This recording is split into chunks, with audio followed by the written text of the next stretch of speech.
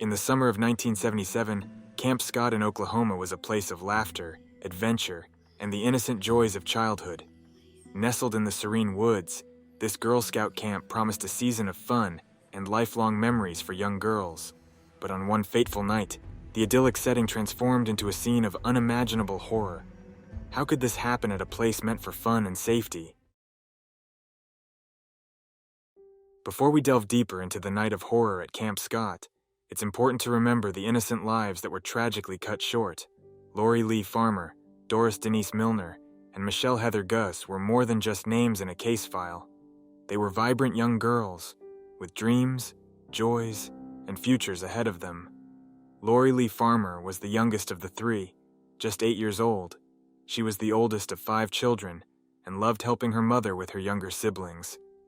Lori was intelligent and full of curiosity, always eager to learn and explore. She was excited to make new friends and create lasting memories at camp. Doris Denise Milner, known to her friends as Denise, was 10 years old. She was a bright student, loved by her teachers and peers alike. Denise had a gentle spirit and a radiant smile that could light up any room. This was her first time at camp, and she was a bit nervous, but also thrilled about the new adventure. Michele Heather Guse, 9 years old, had a passion for the outdoors. She loved animals and dreamed of becoming a veterinarian one day. Michele was known for her kindness and her ability to make everyone around her feel special. She had been looking forward to camp for months, imagining all the fun activities and friendships she would make. These 3 girls arrived at Camp Scott with hearts full of excitement and anticipation. They looked forward to campfires, storytelling, and the camaraderie of their fellow scouts. Tragically, their dreams were shattered in the most horrific way imaginable. As we remember Lori, Denise, and Michele, let us honor their memories by keeping their stories alive. They were more than victims. They were beloved daughters, sisters, and friends whose lives were stolen too soon. As darkness fell over Camp Scott on June 12, 1977, an unsettling storm began to brew. The girls settled into their tents, unaware of the horror that was about to unfold. Rain pattered against the canvas, and thunder rumbled in the distance, creating an eerie atmosphere that seemed to foreshadow the terror ahead. Earlier that day, strange events had already begun to cast a shadow over the camp.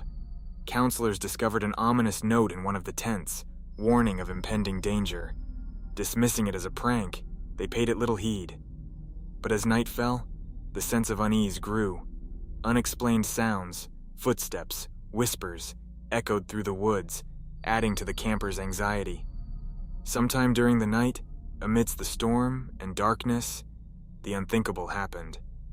Lori, Denise, and Michele were attacked in their tent. The details of what transpired remain shrouded in mystery, but the brutality of the crime is undeniable. The next morning, as the storm clouds cleared, the camp awoke to a gruesome discovery. The bodies of Lori Lee Farmer, Doris Denise Milner, and Michele Heather Guse were found, lifeless and brutally murdered. The scene was one of unimaginable horror, sending shockwaves through the camp and beyond. The counselors and campers were left in a state of panic and disbelief. How could such a monstrous act occur in a place meant for joy and adventure? The idyllic camp setting was forever tainted by the heinous crime, and the search for answers began. As investigators combed through the evidence, the events leading up to the murders became more chilling. The ominous note, the unexplained sounds, each clue added to the macabre puzzle. Yet despite their efforts, the true identity of the killer remained elusive. The night of the murders at Camp Scott was a night of unimaginable horror, a night that shattered the innocence of 3 young girls and left a community reeling.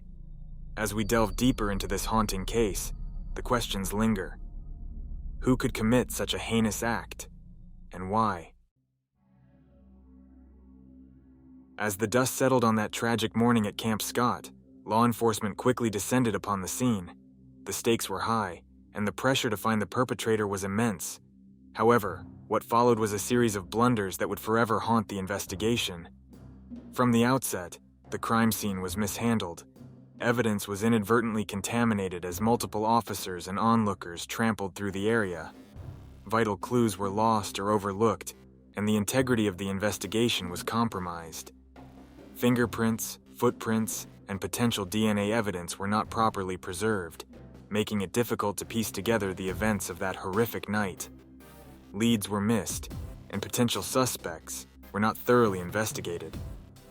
One of the most glaring errors was the delay in focusing on Gene Leroy Hart, a local man with a history of violent crimes who had escaped from prison nearby.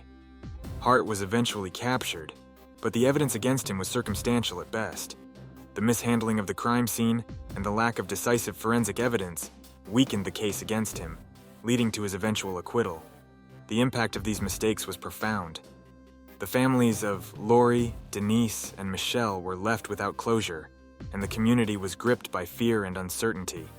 The investigation's numerous missteps cast a long shadow over the case, leaving many to wonder what might have been had the initial response been more effective. As we continue to explore the chilling Girl Scout murders, we must confront the harsh reality that justice was never truly served. The errors made during the investigation not only hindered the pursuit of the killer, but also deepened the mystery surrounding one of Oklahoma's most haunting unsolved cases. As the investigation into the brutal murders of Lori, Denise, and Michele continued, one name began to emerge as a prime suspect: Gene Leroy Hart. Hart was no stranger to law enforcement. A local Native American man, he had a troubled past marked by violent crimes. His criminal record included convictions for kidnapping and rape, and he had escaped from prison just a few years prior to the Camp Scott murders.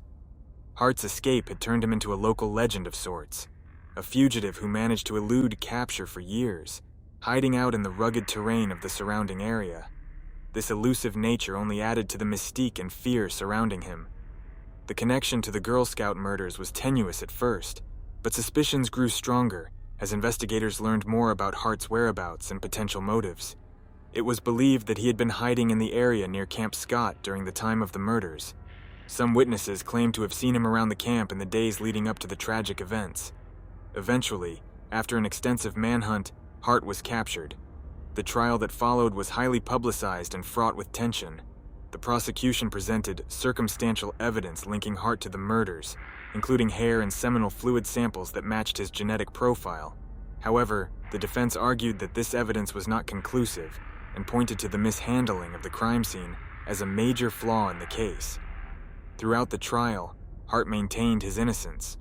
The jury ultimately found the evidence insufficient to convict him beyond a reasonable doubt, leading to his acquittal.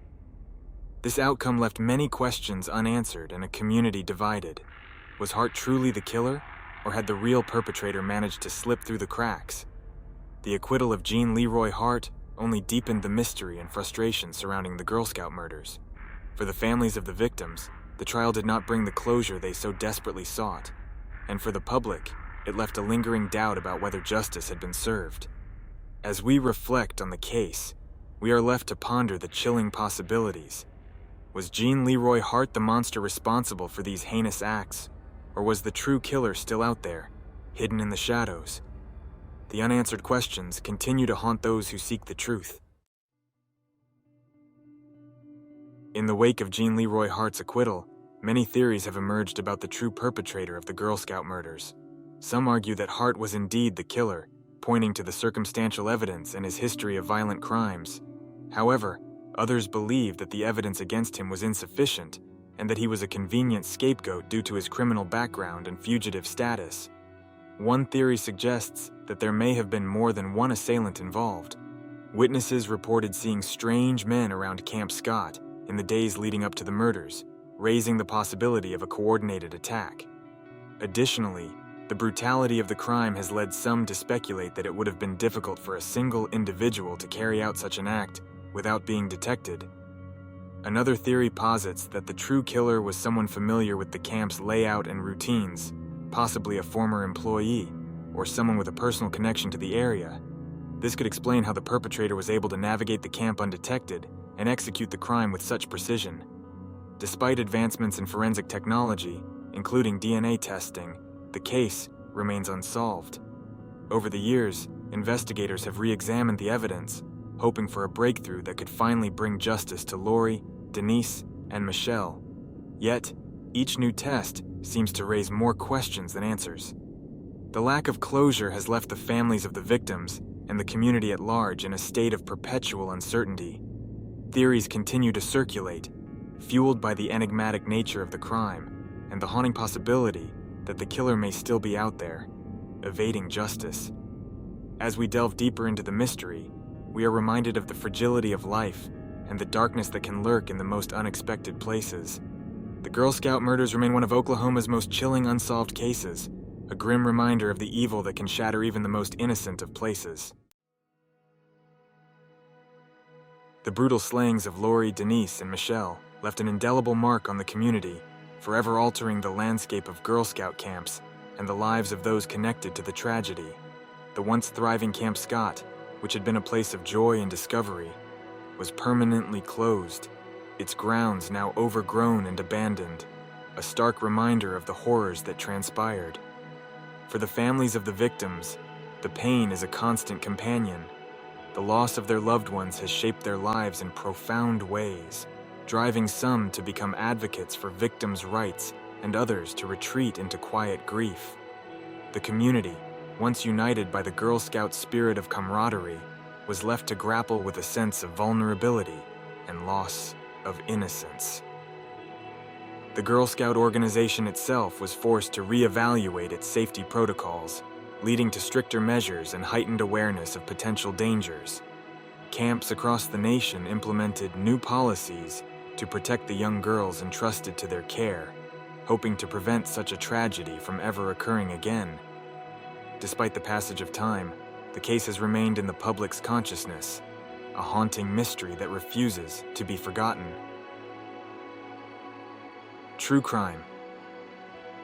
Enthusiasts, journalists, and amateur sleuths continue to explore the details, hoping to uncover new clues or insights that might finally solve the case.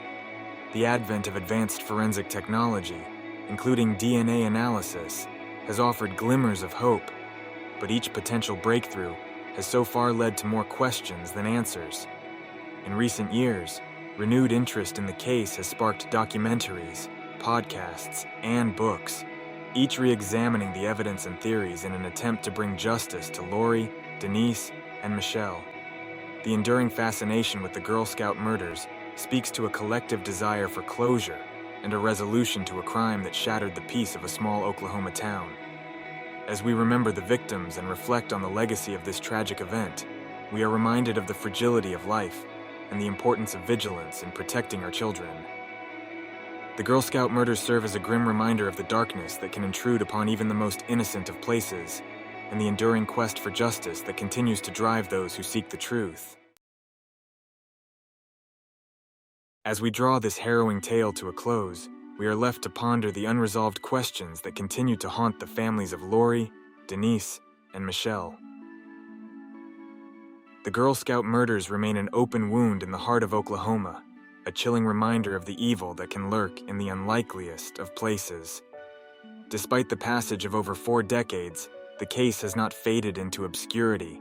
Instead, it persists in the collective consciousness, a mystery that refuses to be forgotten. Each new lead, each new piece of evidence, brings a glimmer of hope that justice might finally be served. Yet, with each passing year, the answers seem to slip further away, buried beneath the sands of time. The advancements in forensic science offer a beacon of hope, yet they also underscore the frustrations and limitations of the past investigations. For the families of the victims, the agony of not knowing who took their loved ones remains a daily torment. Their lives, forever altered by that fateful night, are a testament to the enduring impact of this unsolved crime.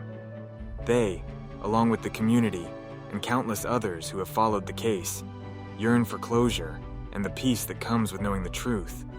So, we are left with the haunting question: will the Girl Scout murders ever truly be solved? Will the day come when the veil of mystery is lifted and the perpetrator brought to justice? Or will this case, like so many others, remain an enigma, a dark stain on the pages of history?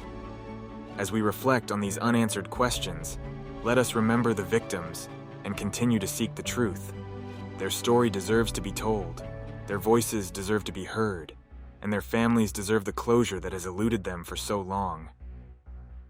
Thank you for joining us on this journey into one of the most chilling and perplexing cases in true crime history. Don't forget to subscribe for more stories that delve into the mysteries that defy explanation.